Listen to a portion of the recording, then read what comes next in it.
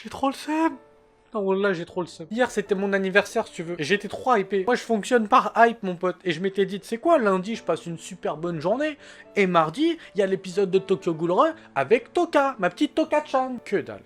Rien, nada. Tout l'épisode, wallah, j'ai attendu que Toka, elle apparaisse. Que dalle.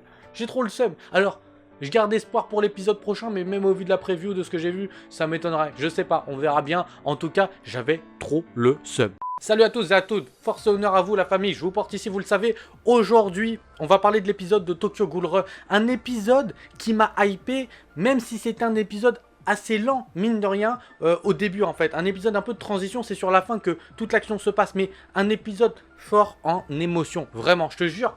J'étais pas bien. Il y a plusieurs scènes qui m'ont marqué. J'ai vraiment été pris à cœur là. Là, dans cet épisode, j'ai adoré. Parce qu'au début, j'avais peur qu'on soit sur quelque chose de lent. On commence l'épisode calmement avec Eto. On se rappelle tous de Eto dans la saison 2. Elle qui arrive et qui commence à manipuler Kanae. On le savait, je vous l'ai dit dans les reviews précédentes. Kanae, ce Hei, bah c'est un Hei des ténèbres. Il a été brisé psychologiquement là par Eto. Elle est maligne. Elle arrive, elle commence à te sortir une petite philosophie de vie sur la création de Dieu, sur l'arbre qui se trouve dans le jardin d'Éden, qui apporte la sagesse, ce petit fruit, cette pomme que tu manges, et qui, dans plein de religions, etc., en fait, est amené par Satan, qui te manipule en l'occurrence, et qui dit à Adam, mange-la, mange cette pomme, tu vas voir. Et bah là en fait c'est l'image d'Eto qu'on retrouve ici. On le sait que dans Tokyo Ghoul on aime bien faire des références. En l'occurrence là il y avait une référence bien avant dans les épisodes au Dutch Borke, les roses. Et on s'en souvient là dans cet épisode parce qu'il y a cette image de voir Kanae quand il est petit, quand il est dos au mur et qu'il se retrouve tout seul. Et à ce moment-là, on savait que Shu, il arrive. Et justement, après, ça passe sur les roses. Et il parle des Doche Bolke, de la valeur des roses ou je sais plus quoi. Le symbole de la famille des rosés. Et là, en l'occurrence, on voit que Shu, il apparaît pas. Et on voit que elle tend son bras, il y a la pomme qui apparaît. Et c'est vraiment le moment pour dire que il a été brisé. C'est elle qui le contrôle. Et on le voit à la fin de l'épisode. Vous avez vu, les yeux cousus, la bouche cousue. Et elle est maligne parce qu'elle va prendre en fait le point faible de Kanae, c'est quoi? C'est l'apparition de Sasaki. C'est l'apparition de Kaneki Ken parce qu'on sait que c'est l'une des raisons pour laquelle Shu Tsukiyama, il était pas bien. Il était pas bien. Et Kanae là, il est dans le doute parce qu'il aime tellement Shu en l'occurrence qu'il se pose la question de se dire si Kaneki revient, est-ce que je vais pas être abandonné? Et c'est pas le cas, on l'a bien vu dans l'épisode que Shu, c'est un Hei aussi, il compte pour les vrais. Et surtout, il veille sur ses vrais, c'est ça qui est le plus important. Comme moi, je veille sur vous les potes, on va pas se mytho comme ça. C'est juste ça qui était magique, qui était ouf. J'ai bien aimé ce moment où on utilise la psychologie ici pour essayer de faire en sorte de retourner le cerveau à Kanae. Et Eto, elle y arrive d'une manière, et en plus de ça, elle est méga balèze. Mais dans cet épisode, ce qui m'a marqué, c'est pas tant les psychodrames sur Shirazu, d'ailleurs sa sœur Pskina, yeah Neri. Quand j'ai vu le truc sur bah, moi j'ai les grains de beauté si tu veux, mais ça forme le triangle des Illuminati à la limite. Quand je vais dehors, je peux dire que j'ai la Triforce de Zelda. Mais elle, mon pote, elle avait un truc. Je sais pas, elle a un truc à l'œil, c'était trop chelou. Je me suis dit, attends, c'est pas dans le monde de Tokyo Ghoul, tu vas pas me dire que les grains de beauté ou je sais pas quoi, ils évoluent comme ça, le pustule là. C'est un truc de ouf. Le truc, il a évolué. Je crois il a pris tout son œil. Et on se pose la question, mais c'est quoi ce truc? Franchement, je vois pas. Je me suis dit, mais c'est quoi bordel de merde ce truc?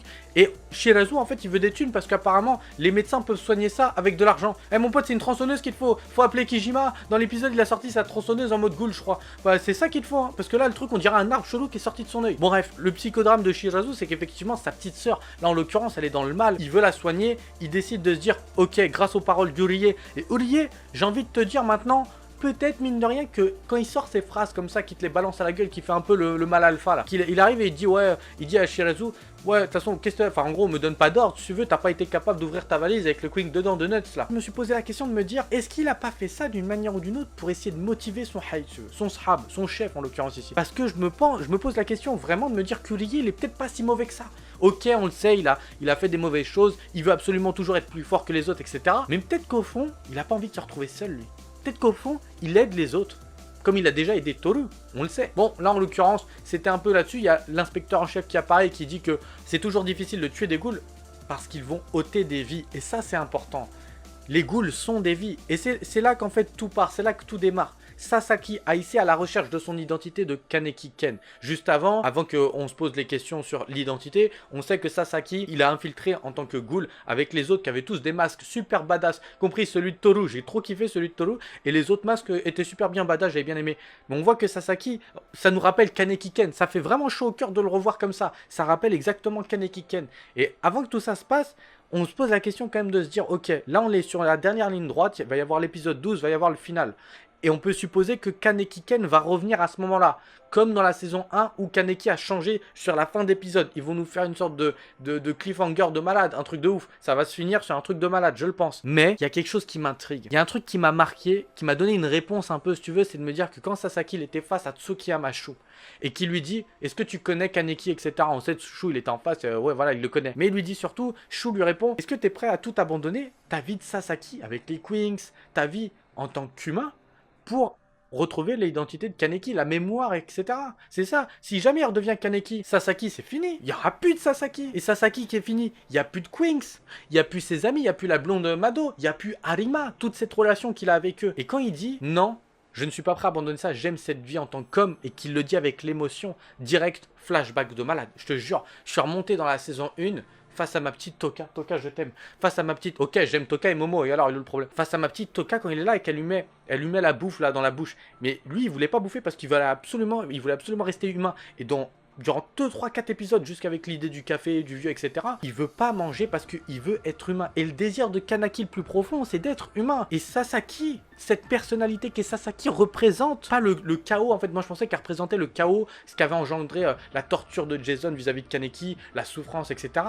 Non, elle représente Sasaki, enfin, elle représente Kaneki Ken en tant qu'homme, en tant qu'humain, sans le côté ghoul, tout simplement. C'est-à-dire que Sasaki, c'est vraiment l'homme, c'est la relation, Sasaki, c'est ce qui permet à Kaneki d'avoir une relation humaine sans être une ghoul, entre guillemets, d'être avec les inspecteurs du CCG, etc., d'être en lien avec Arima, de ne pas être dans le monde des ghouls, de se cacher tout le temps. Là, il peut sortir quand il veut, il peut faire ce qu'il veut. Dans le monde des ghouls, il peut pas. Il faut faire attention à ce que tu fais, etc. Et c'est ça qui est hallucinant, en fait. Sasaki, c'est la réincarnation, entre guillemets, de l'image que Kaneki avait lui en tant qu'homme, avant que le docteur le transforme en Sekigon Ghoul, la ghoul à un œil, tout simplement. Et ça, c'était assez oufissime. Je dois te l'avouer que quand j'ai vu cette révélation, ça m'a pris à cœur. Et juste après, il y a encore une autre scène qui me prend à cœur. Déjà, Tsukiyama Shu, qui est en mode super tendre, en mode super gentillet. Et il y a une image de Shu qui se rappelle, on voit Inami, on voit Sasaki. On voit Kaneki Ken, Sasan, il est plus là. C'est Kaneki Ken avec les cheveux blancs. On le voit, ils sont un peu au café avec Inami. Et cette scène, elle m'a l'air de... C'était genre une photo, on a l'impression que c'était vrai.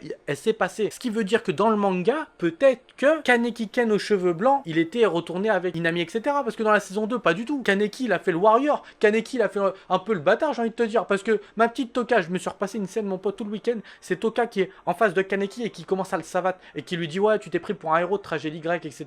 Parce que dans la saison 2, rappelez-vous, Kaneki décide de rejoindre Aogiri. Et là, en l'occurrence, cette scène, on peut se dire que, enfin, la saison 2, elle n'existe pas. Mais est-ce que Kaneki, peut-être, il est revenu auprès de Toka, peut-être, il est revenu auprès d'Inami? On ne sait pas ce qui s'est passé, en fait, dans cette séparation où il est devenu Sasaki Aisei après. Et ça, c'est intéressant. J'espère qu'on en saura plus là-dessus. Ça serait super cool. Et Shu qui pense à tout le monde, on voit un Shu complètement différent du gourmet qu'on a connu dans la saison 1. Là, c'est quelqu'un qui a de la valeur. C'est quelqu'un qui veut protéger sa famille, protéger les gens qu'il aime. Et ça, c'est ouf. Ça, c'est assez ouf.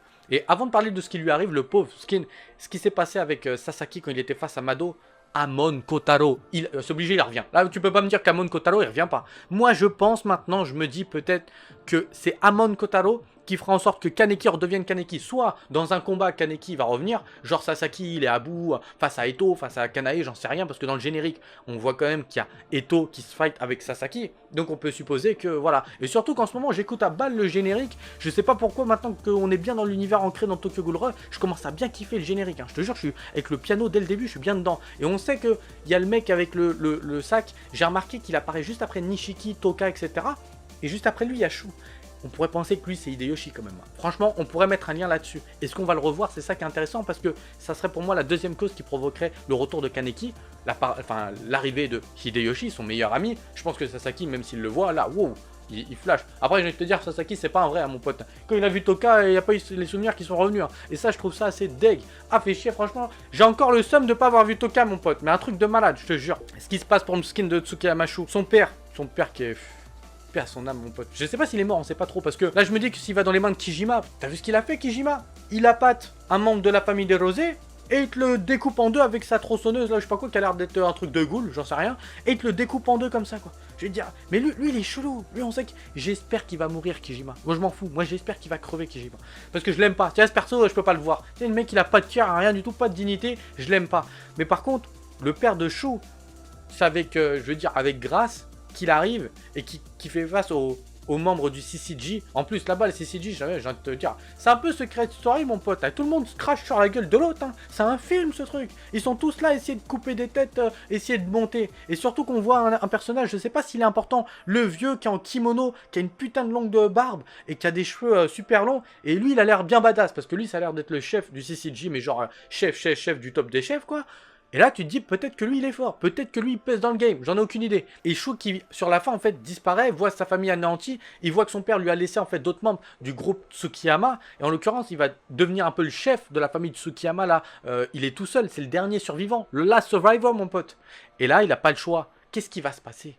Est-ce que Sasaki Aise va intervenir, aider Shu qui se retrouve face à l'autre Sakura, je sais pas comment il s'appelle, Sakura, la meuf avec les cheveux roses, là ça va partir en fight, c'est obligé, on le sait.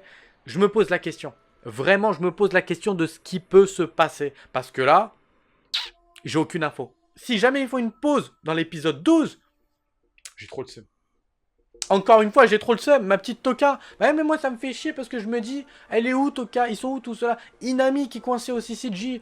Qui c'est qui va sauver Inami? J'ai trop hâte de revoir Kaneki revenir. Parce que si Kaneki revient, est-ce que Sasaki c'est du passé? Les Queens, qu'est-ce qu'ils vont se passer? Enfin, qu'est-ce qu'ils vont faire? Est-ce qu'ils vont suivre Kaneki? Il y a tellement de questions, mon pote, c'est génial. C'est ça que j'aime dans un anime, en fait, c'est quand tu te questionnes, quand il y a un univers qui est aussi complet que celui de Tokyo Ghoul Ra. Quand j'ai maté le premier épisode à l'époque, vous avez vu la review, franchement, je savais pas dans quoi j'allais me mettre les pieds. Et là, je commence à voir un univers qui est tellement bien construit, dans laquelle la psychologie des personnages évolue, les personnages évoluent sur le temps, et tout a une logique en fait, et tout a un impact et une conséquence. Et j'ai hâte de voir la petite blondasse de Mado retrouver son petit Amon Kotaro. Ah oui quand même, parce qu'elle le mérite un peu. Elle a l'air cool, elle a l'air super sympa. Je pense vraiment que Amon Kotaro va revenir. Quand? J'en ai aucune idée.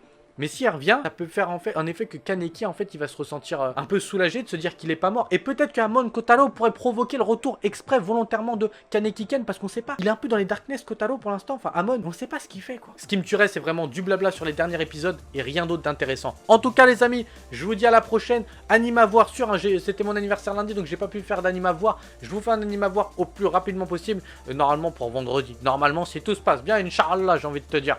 Et on se retrouve à la prochaine. Sur ce, force et honneur, je vous porte ici et je vous dis à la prochaine. Ciao.